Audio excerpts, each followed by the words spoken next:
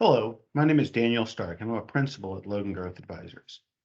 One of the most important parts of bringing a deal to market is understanding your EBITDA or your earnings. A lot of times, if you just look at the bank account or if you just look at the financials that your accountants have prepared, you're not getting the full story of the business. Whether it's vehicles being expensed through the business, meals and entertainment with your spouse, family members on payroll, other gifts, other charities that you may personally sponsor, but not necessarily the business. There's also the other side of things, COVID relief money or other one-time grants or gifts that you as a company may or may not have received. Preparing to take a company to market is all about performing what's called a quality of earnings. In a quality of earnings, an advisor will look at your earnings and they will normalize them, removing the personal, the non-recurring, or the other unusual activity that may influence a buyer's decision on whether or not to invest in your company. For example, if your child comes into your office and paints your walls and you give them $20,000 for college, that is a one-time non-recurring expense as well as it being personal. So the way to look at a company is by removing all of that so that an investor can see what is the true earnings, what is the true cash flow of a company.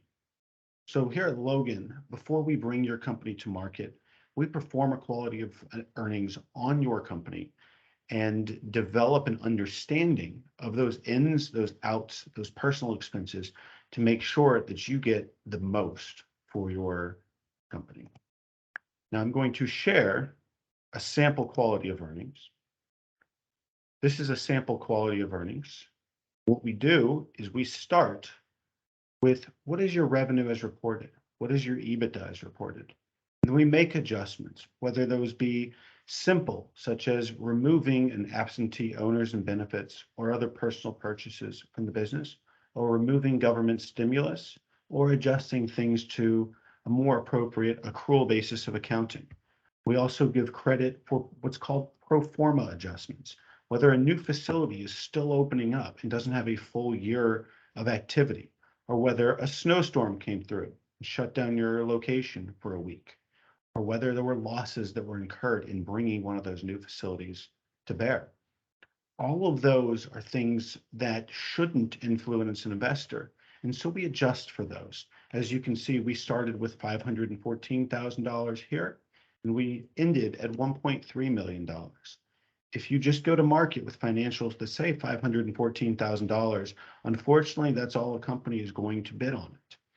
And if they do their analysis and come up with a more significant number, they aren't going to pay for the higher number. They're only going to pay off of the initial number. So not only is it important to get everything you can from your company, but it's important to get a good, strong, defensible EBITDA. If you go too high, they'll be retrading at the end. If you go too low, they're going to get a deal and never let you know. So our goal as your advisor is to calculate the correct, highest, and most defensible EBITDA so that you can get an investor to pay top dollar.